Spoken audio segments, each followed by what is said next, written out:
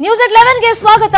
ನಾನ್ ಶರ್ಮಿತಾ ಶೆಟ್ಟಿ. ನೂತನ ಸಂಸದ ಪ್ರಜ್ವಲ್ ರೇವಣ್ಣ ಹಾಸನದಲ್ಲಿ ಇವತ್ತು ತುರ್ತಾಗಿ ಒಂದು ಪ್ರೆಸ್ ಮೀಟ್ ಅನ್ನ ಮಾಡಿದ್ರು. ಸಂಸದ ಸ್ಥಾನಕ್ಕೆ ರಾಜೀನಾಮೆಯನ್ನ ಕೊಡೋದಕ್ಕೆ ನಾನು ನಿರ್ಧಾರವನ್ನ ಕೈಗೊಂಡಿದ್ದೀನಿ ಅಂತ ಸುದ್ದಿಗೋಷ್ಠಿಯಲ್ಲೇ ಘೋಷಣೆ ಮಾಡಿದ್ದಾರೆ. ತಾತನ ಸೋಲಿನಿಂದ ನೊಂದು ನಾನು ಈ ರಾಜೀನಾಮೆ ನಿರ್ಧಾರಕ್ಕೆ ಬಂದಿದ್ದೀನಿ. ದೇವೇಗೌಡರ ಮನವೊಲಿಸಿ ಹಾಸನ ಕ್ಷೇತ್ರವನ್ನ ಬಿಟ್ಕೊಳ್ಳೋದಕ್ಕೆ ತೀರ್ಮಾನಕ್ಕೆ ನಾನು ಬಂದಿದ್ದೀನಿ ಅಂತ ಪ್ರಜ್ವಲ್ ರೇವಣ್ಣ ಹೇಳಿದ್ದಾರೆ. ದೇವೇಗೌಡರು ತಮ್ಮ ಮೊಮ್ಮಗನಿಗೆ ರಾಜಕೀಯ ಭವಿಷ್ಯ ಚೆನ್ನಾಗಾಗ್ಲಿ, ಒಳ್ಳೆ ಸ್ಟಾರ್ಟ್ ಸಿಗ್ಲಿ ಅಂತ ಹಾಸನವನ್ನ ಬಿಟ್ಕೊಟ್ಟಿದ್ರು. ಆದ್ರೆ ಈಗ ದೇವೇಗೌಡರು ತುಮಕೂರಿನಲ್ಲಿ ಸೋತಿದ್ದಾರೆ. ದೇವೇಗೌಡರ ಸೋಲಿಗೆ ಪ್ರಜ್ವಲ್ ರೇವಣ್ಣ ಮಾತಾಡ್ತಾ ಭಾವುಕರಾದ್ರು.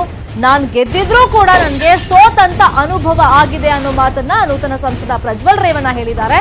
ದೇವೇಗೌಡರು ಮತ್ತೆ ಹಾಸನಕ್ಕೆ ಬರಬೇಕು, ನನಗ್ ವಯಸ್ಸಿದೆ, ನಾನು ಹೋರಾಟ ಮಾಡ್ತೀನಿ, ಪರವಾಗಿಲ್ಲ ಅಂತ ಹಾಸನದಲ್ಲಿ ಜೆಡಿಎಸ್ ನೂತನ ಸಂಸದ ಪ್ರಜ್ವಲ್ ಹೇಳಿಕೆಯನ್ನ ಕೊಟ್ಟಿದ್ದಾರೆ.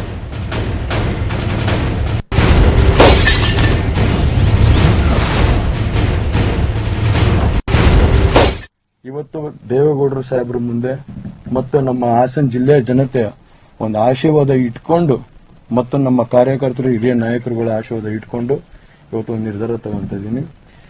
ನಾನು ರಾಜೀನಾಮೆ ಕೊಡಬೇಕು ಅನ್ನೋದನ್ನ ನಾನು ತೀರ್ಮಾನಕ್ಕೆ ಬಂದಿದ್ದೀನಿ. ಅವ್ರಿಗೆ ಮತ್ತೊಮ್ಮೆ ಈ ಸ್ಥಾನನ ಬಿಟ್ಟುಕೊಟ್ಟು ಅವ್ರಿಗೆ ವಿಜಯೋತ್ಸವ ಕೊಡಬೇಕು, ನಾವೆಲ್ಲರೂ ಕೂಡ ಅವರ ಒಂದು ಹೋರಾಟಕ್ಕೆ ನಿಲ್ಲಬೇಕು ಅನ್ನೋದನ್ನ ನಿಮ್ಮಲ್ಲೆಲ್ಲರನ್ನೂ ಮನವಿ ಮಾಡ್ಕೊಂತ ಇದ್ದೀನಿ. ನಾಯಕರುಗಳಿಗೆ, ಹಿರಿಯ ಕಾರ್ಯಕರ್ತರುಗಳಿಗೆ ಮತ್ತೆ ನಮ್ಮ ಎರಡೂ ಪಕ್ಷದ ಕಾರ್ಯಕರ್ತರುಗಳಿಗೆ, ನಾಯಕರುಗಳಿಗೆ. ಯಾಕಪ್ಪ ಅಂದ್ರೆ ಇವತ್ತು ಅವ್ರದೇ ಆದಂತ ಒಂದು ಧ್ವನಿ, ಅವ್ರದೇ ಆದಂತ ಒಂದು ಶಕ್ತಿ ಇವತ್ತು ನಮ್ಮ ಇಡೀ ರಾಜ್ಯಕ್ಕೆ ಬೇಕಾಗಿದೆ.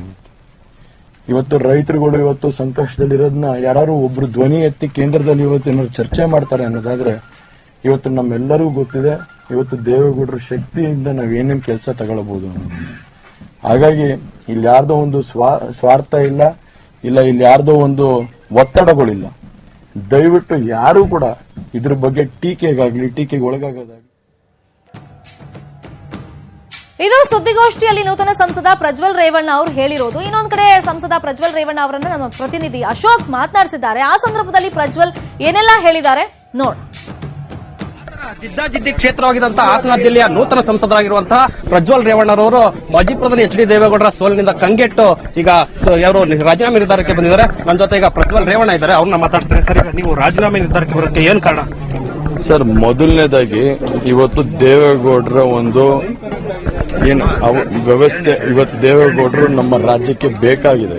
ಯಾಕಂದ್ರೆ ಇವತ್ತು ರೈತರ ಪರವಾಗಿರ್ಬೋದು, ಇಲ್ಲ ಬಡವರ ಪರವಾಗಿರ್ಬೋದು, ಏನಾದ್ರು ಧ್ವನಿ ಎತ್ತಂತ ಕೇಂದ್ರದಲ್ಲಿ ಏನಾದ್ರು ಒಬ್ರು ನಾಯಕರಿದ್ರೆ, ಇವತ್ತು ಕೇಂದ್ರದಲ್ಲಿ ನಾಯಕರನ್ನಿದ್ರೆ ಇವತ್ತು ಅದು ದೇವೇಗೌಡರು. ಹಾಗಾಗಿ ನಾವೆಲ್ಲರೂ ಒಂದು ಒಳ್ಳೆ ನಿರ್ಧಾರಕ್ಕೆ ಬಂದಿದ್ವಿ. ಯಾರ ಜೊತೆನೂ ಮಾತಾಡಿಲ್ಲ. ಆದ್ರೆ ನನ್ನ ನಿರ್ಧಾರ ಇಲ್ಲಿದೆ. ನಾನು ದೇವೇಗೌಡರ ಸಾಹೇಬ್ರಿಗೂ ಮನವೊಲಿಸಂತ ಕೆಲಸ ಮಾಡ್ತೀನಿ. ನಮ್ಮ ಹಾಸನ ಜಿಲ್ಲೆಯ ಜನತೆ ನನ್ನ ಹಿಂದೆ ಇದ್ದಾರೆ ಅನ್ನೋ ಒಂದು ಭಾವನೆ ಹೇಳೋಕೆ ಇಷ್ಟಪಡ್ತೀನಿ. ಯಾಕಂದ್ರೆ ಇವತ್ತು ನಾವೊಬ್ಬನೇ ಅಲ್ಲ, ಎಲ್ಲರೂ ನೊಂದಿದ್ದಾರೆ. ಇವತ್ತು ಎಲ್ಲರೂ ಅವರ ಸ್ವಂತ ಮಕ್ಕಳ ತರನೇ ನೋಡ್ಕೊಂಡ್ಬಂದಂತ ವ್ಯವಸ್ಥೆ ಮಾಡ್ಕೊಂಡ್ಬಂದಿದ್ದಾರೆ ದೇವೇಗೌಡರು. ಎಲ್ಲರೂ ಕೂಡ ಒಂದು ಆ ವ್ಯವಸ್ಥೆಗೆ ಗೌರವ ತುಂಬುತ್ತಾರೆ ಅನ್ನೋ ಕೆಲಸದಲ್ಲಿ. ಈಗ ದೇವೇಗೌಡರು ದೇಶದ ಒಂದು ಶಕ್ತಿ ಇದ್ದಂತೆ, ಆದ್ರೆ ಈಗ ಅವ್ರನ್ನ ಯಾವ ರೀತಿ ಈಗ ಮನವೊಲಿಸ್ತೀರಿ ನೀವು? ಸರ್, ಖಂಡಿತವಾಗ್ಲೂ ಅದು ಬಹಳಷ್ಟು ಕಷ್ಟವಾದಂತ ಕೆಲಸ. ಯಾಕಂದ್ರೆ ದೊಡ್ಡವರು ಒಂದು ನಿರ್ಧಾರ ತಗೊಂಡಂತ ನಂತರ ಅವರ ಮನಸ್ಸು ಚಂಚಲ ಆಗಲ್ಲ. ಅವ್ರು ಯಾವತ್ತೂ ಒಂದು ದಟ್ಟವಾದಂತ ನಿರ್ಧಾರ ತಗೊಂತಾರೆ. ಹಾಗಾಗಿ ಆದ್ರೂ ಕೂಡ ನಾನು ಇವತ್ತು ಅವರನ್ನ ಹೋಗಿ ಭೇಟಿ ಮಾಡಿ, ನಮ್ಮ ಮಾನ್ಯ ಮುಖ್ಯಮಂತ್ರಿಯವ್ರನ್ನೂ ಭೇಟಿ ಮಾಡಿ, ಮತ್ತು ನಮ್ಮ ಎಲ್ಲ ಕಾಂಗ್ರೆಸ್ ಪಕ್ಷದ ವರಿಷ್ಠರು ಮತ್ತೆ ನಮ್ಮ ತಂದೆ ತಾಯಿನ ಎಲ್ಲರನ್ನೂ ಕರ್ಕೊಂಡೋಗಿ ಇವತ್ತು ಈ ನಿರ್ಧಾರನ ನಾನು ಕೈಗೊಂಡಿದ್ದೀನಿ ಅಂತ ಹೇಳ್ಕೊಳ್ಬೇಕಾಗುತ್ತೆ. ಹಾಗಾಗಿ ಅವರೆಲ್ಲರೂ ಕೂಡ ಅದಕ್ಕೊಂದು ಗೌರವ ಕೊಟ್ಟು ಪ್ರೀತಿ ವಿಶ್ವಾಸದಿಂದ ನನ್ನ ಏನು ಒಂದು ಹೇಳಿದ್ದೀನಿ ಅದಕ್ಕೆ ಗೌರವ ಕೊಟ್ಟು ಸ್ವಾಗತ ಮಾಡ್ತಾರೆ. ಎಚ್ ಡಿ ರೇವಣ್ಣ ನಿಮ್ಮ ನಿರ್ಧಾರಕ್ಕೆ ಏನಾದ್ರು ಒಂದ್ ನಿಮಿಷ ಸರ್, ಇವತ್ತು ನಾನು ಸಚಿವರಿಗೂ ಮಾತಾಡ್ತೀನಿ, ನಮ್ಮ ಜಿಲ್ಲಾ ಸಚಿವರಿಗೂ ಮಾತಾಡ್ತೀನಿ, ನಮ್ಮ ತಾಯಿಗೂ ಮಾತಾಡ್ತೀನಿ. ಎಲ್ಲರಿಗೂ ಮನಸ್ಸಿಗೆ ಬೇಜಾರು ಆಗ್ಬೋದು, ಆದ್ರೆ ಇವತ್ತು ನಾವ್ ಈ ನಿರ್ಧಾರ ತಗೊಂಡಿದ್ದೀವಿ. ದೊಡ್ಡವ್ರನ್ನ ಮನವೊಲಿಸೋದಕ್ಕೆ 1 ಗಂಟೆಗೆ ನಾನು ಎಲ್ಲೋಯ್ತೀರಿ ಸರ್? ಇವಾಗ ಹೊಡ್ತೀನಿ, ಪ್ರೆಸ್ ಮೀಟ್ ಮುಗಿದ ತಕ್ಷಣ ಬೆಂಗಳೂರಿಗೆ ಹೊಡ್ತೀನಿ. 1 ಗಂಟೆಗೆ ಅವ್ರು ಭೇಟಿ ಮಾಡ್ತೀನಿ. ಇದು ನೂತನ ಸಂಸದ ಪ್ರಜ್ವಲ್ ರೇವಣ್ಣರ ಮಾತು. ಕ್ಯಾಮರಾ ಪರ್ಸನ್ ನಂಬಿಕಾ ಪ್ರಸಾದ್ ಜೊತೆ ಅಶೋಕ್, ನ್ಯೂಸ್18 ಕನ್ನಡ, ಹಾಸನ. ಇದು ಪ್ರಜ್ವಲ್ ರೇವಣ್ಣ ಅವ್ರ ಮಾತು. ನನಗಿನ್ನೂ ವಯಸ್ಸಿದೆ, ನಾನು ಹೋರಾಟ ಮಾಡ್ತೀನಿ. ರಾಷ್ಟ್ರಮಟ್ಟದಲ್ಲಿ ರೈತರ ದನಿಯಾಗಿ ಇದ್ದಂತವ್ರು ದೇವೇಗೌಡರು ಎಲ್ಲಾ ಹೋರಾಟದಲ್ಲೂ ಕೂಡ ಮುಂಚೂಣಿಯಲ್ಲಿದ್ರು. ಆದ್ರೆ ಅವರಿಗೆ ಸೋಲುಂಟಾಗಿರೋದು ನನಗೆ ಪರ್ಸನಲಿ ತುಂಬಾ ನೋವಾಗಿದೆ ಅಂತ ಸ್ವಲ್ಪ ಭಾವುಕರಾಗೆ ಪ್ರಜ್ವಲ್ ರೇವಣ್ಣ ಇಲ್ಲಿ ಮಾತಾಡಿದ್ದಾರೆ.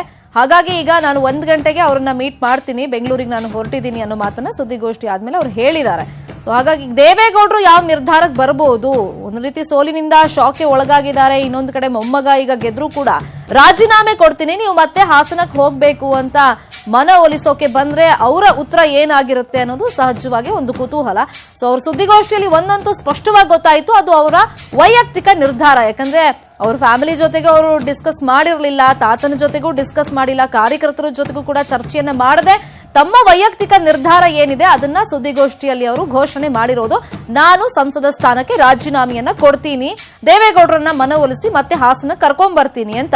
ಈಗ ದೇವೇಗೌಡರ ಜೊತೆ ಮಾತಾಡಿದ ಮೇಲೆ, ಕುಮಾರಸ್ವಾಮಿ ಅವ್ರ ಜೊತೆ ಮಾತಾಡಿದ ಮೇಲೆ, ಅವ್ರ ತಂದೆ ತಾಯಿ ಜೊತೆ ಎಲ್ಲ ಮಾತಾಡಿದ ಮೇಲೆ ಯಾವ ನಿರ್ಧಾರಕ್ಕೆ ಅವ್ರುಗಳು ಬರ್ತಾರೆ, ಜೊತೆಗೆ ಕಾರ್ಯಕರ್ತರು ಬರ್ತಾರೆ, ಕಾಂಗ್ರೆಸ್ ಪಕ್ಷದವ್ರ ಜೊತೆನೂ ಕೂಡ ನಾನು ಮಾತಾಡ್ತೀನಿ ಅಂತ ಪ್ರಜ್ವಲ್ ಹೇಳಿದ್ದಾರೆ. ಕಾಂಗ್ರೆಸ್ ಅವರು ಏನ್ ಹೇಳ್ತಾರೆ, ಇದಕ್ಕೆ ದೋಸ್ತಿಗಳ ನಿರ್ಧಾರ ಏನ್ ಆಗಿರುತ್ತೆ, ಏನ್ ಸಲಹೆ ಸೂಚನೆಗಳು ಕೊಡಬಹುದು ಅವರು, ಸದ್ಯಕ್ಕೆ ಎಲ್ಲವೂ ಕೂಡ ಕುತೂಹಲಕ್ಕೆ ಕಾರಣವಾಗ್ತಾ ಇದೆ. ಆದ್ರೆ ತನಗೆ ಸೋತಂತ ಅನುಭವ ಆಗಿದೆ, ಗೆದ್ರೂ ಕೂಡ ತಮ್ಮ ತಾತ ಸೋತಿದಾರಲ್ಲ, ಹಾಗಾಗಿ ತನಗೆ ಸೋತಂತ ಅನುಭವನೇ ಇವಾಗ ಆಗಿರೋದು, ಗೆದ್ರೂ ಕೂಡ ನನಗೆ ಖುಷಿ ಇಲ್ಲ ಅನ್ನೋ ಮಾತನ್ನ ಪ್ರಜ್ವಲ್ ರೇವಣ್ಣ ಇವತ್ತು ಸುದ್ದಿಗೋಷ್ಠಿಯಲ್ಲಿ ಹೇಳಿದ್ದಾರೆ.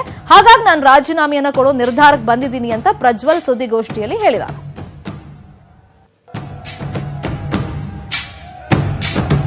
ತುರ್ತಾಗಿ ಪ್ರಜ್ವಲ್ ರೇವಣ್ಣ ಸುದ್ದಿಗೋಷ್ಠಿ ಕರೆದಾಗ್ಲೇ ಒಂದು ಕುತೂಹಲ ಇತ್ತು, ಬಹುಶಃ ರಾಜೀನಾಮೆಯನ್ನ ಪ್ರಕಟ ಮಾಡಬಹುದೇನೋ ಅಂತ. ಅದರಂತೆನೆ ಈಗ ರಾಜೀನಾಮೆ ಕೊಡ್ತೀನಿ ಅಂತ ಅವರು ಹೇಳಿದ್ದಾರೆ ಸುದ್ದಿಗೋಷ್ಠಿಯಲ್ಲಿ. ಹಾಗಾದ್ರೆ ಪ್ರಜ್ವಲ್ ರೇವಣ್ಣ ಏನ್ ಹೇಳಿದ್ರು ಮತ್ತೊಮ್ಮೆ ನೋಡೋಣ.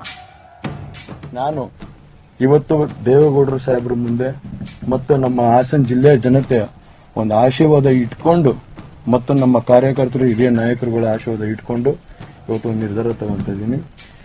ನಾನು ರಾಜೀನಾಮೆ ಕೊಡಬೇಕು ಅನ್ನೋದನ್ನ ನಾನು ತೀರ್ಮಾನಕ್ಕೆ ಬಂದಿದ್ದೀನಿ. ಅವ್ರಿಗೆ ಮತ್ತೊಮ್ಮೆ ಈ ಸ್ಥಾನನ ಬಿಟ್ಟುಕೊಟ್ಟು ಅವ್ರಿಗೆ ವಿಜಯೋತ್ಸವ ಕೊಡಬೇಕು, ನಾವೆಲ್ಲರೂ ಕೂಡ ಅವರ ಒಂದು ಹೋರಾಟಕ್ಕೆ ನಿಲ್ಲಬೇಕು ಅನ್ನೋದನ್ನ ನಿಮ್ಮಲ್ಲೆಲ್ಲರನ್ನೂ ಮನವಿ ಮಾಡ್ಕೊಂತ ಇದ್ದೀನಿ, ನಾಯಕರುಗಳಿಗೆ, ಹಿರಿಯ ಕಾರ್ಯಕರ್ತರುಗಳಿಗೆ ಮತ್ತೆ ನಮ್ಮ ಎರಡೂ ಪಕ್ಷದ ಕಾರ್ಯಕರ್ತರುಗಳಿಗೆ, ನಾಯಕರುಗಳಿಗೆ. ಯಾಕಪ್ಪ ಅಂದ್ರೆ ಇವತ್ತು ಅವ್ರದ್ದೇ ಆದಂತ ಒಂದು ಧ್ವನಿ, ಅವ್ರದ್ದೇ ಆದಂತ ಒಂದು ಶಕ್ತಿ ಇವತ್ತು ನಮ್ಮ ಇಡೀ ರಾಜ್ಯಕ್ಕೆ ಬೇಕಾಗಿದೆ. ಇವತ್ತು ರೈತರುಗಳು ಇವತ್ತು ಸಂಕಷ್ಟದಲ್ಲಿರೋದನ್ನ ಯಾರು ಒಬ್ರು ಧ್ವನಿ ಎತ್ತಿ ಕೇಂದ್ರದಲ್ಲಿ ಇವತ್ತು ಏನಾದ್ರು ಚರ್ಚೆ ಮಾಡ್ತಾರೆ ಅನ್ನೋದಾದ್ರೆ ಇವತ್ತು ನಮ್ಮೆಲ್ಲರಿಗೂ ಗೊತ್ತಿದೆ ಇವತ್ತು ದೇವೇಗೌಡರ ಶಕ್ತಿಯಿಂದ ನಾವೇನೇನ್ ಕೆಲಸ ತಗೊಳ್ಬಹುದು ಅನ್ನೋದು. ಹಾಗಾಗಿ ಇಲ್ಲಿ ಯಾರ್ದೋ ಒಂದು ಸ್ವಾರ್ಥ ಇಲ್ಲ, ಇಲ್ಲಿ ಯಾರ್ದೋ ಒಂದು ಒತ್ತಡಗಳಿಲ್ಲ. ದಯವಿಟ್ಟು ಯಾರು ಕೂಡ ಇದ್ರ ಬಗ್ಗೆ ಟೀಕೆಗೆ ಒಳಗಾಗೋದಾಗ್ಲಿ ಮಾತಾಡಬಾರ್ದು. ನಾನು ಇವತ್ತು ದೇವೇಗೌಡರು ಸಾಹೇಬ್ರ ಮುಂದೆ ಮತ್ತು ನಮ್ಮ ಹಾಸನ ಜಿಲ್ಲೆಯ ಜನತೆಯ ಒಂದು ಆಶೀರ್ವಾದ ಇಟ್ಕೊಂಡು ಮತ್ತು ನಮ್ಮ ಕಾರ್ಯಕರ್ತರು ಹಿರಿಯ ನಾಯಕರುಗಳ ಆಶೀರ್ವಾದ ಇಟ್ಕೊಂಡು ಇವತ್ತು ಒಂದು ನಿರ್ಧಾರ ತಗೊಂತ ಇದ್ದೀನಿ. ನಾನು ರಾಜೀನಾಮೆ ಕೊಡಬೇಕು ಅನ್ನೋದನ್ನ ನಾನು ತೀರ್ಮಾನಕ್ಕೆ ಬಂದಿದ್ದೀನಿ. ಅವ್ರಿಗೆ ಮತ್ತೊಮ್ಮೆ ಈ ಸ್ಥಾನನ ಬಿಟ್ಟುಕೊಟ್ಟು ಅವ್ರಿಗೆ ವಿಜಯೋತ್ಸವ ಕೊಡಬೇಕು, ನಾವೆಲ್ಲರೂ ಕೂಡ ಅವರ ಒಂದು ಹೋರಾಟಕ್ಕೆ ನಿಲ್ಲಬೇಕು ಅನ್ನೋದನ್ನ ನಿಮ್ಮಲ್ಲೆಲ್ಲರನ್ನೂ ಮನವಿ ಮಾಡ್ಕೊಂತ ಇದ್ದೀನಿ, ನಾಯಕರುಗಳಿಗೆ, ಹಿರಿಯ ಕಾರ್ಯಕರ್ತರುಗಳಿಗೆ ಮತ್ತೆ ನಮ್ಮ ಎರಡೂ ಪಕ್ಷದ ಕಾರ್ಯಕರ್ತರುಗಳಿಗೆ, ನಾಯಕರುಗಳಿಗೆ. ಯಾಕಪ್ಪ ಅಂದ್ರೆ ಇವತ್ತು ಅವ್ರದ್ದೇ ಆದಂತ ಒಂದು ಧ್ವನಿ, ಅವ್ರದ್ದೇ ಆದಂತ ಒಂದು ಶಕ್ತಿ ಇವತ್ತು ನಮ್ಮ ಇಡೀ ರಾಜ್ಯಕ್ಕೆ ಬೇಕಾಗಿದೆ.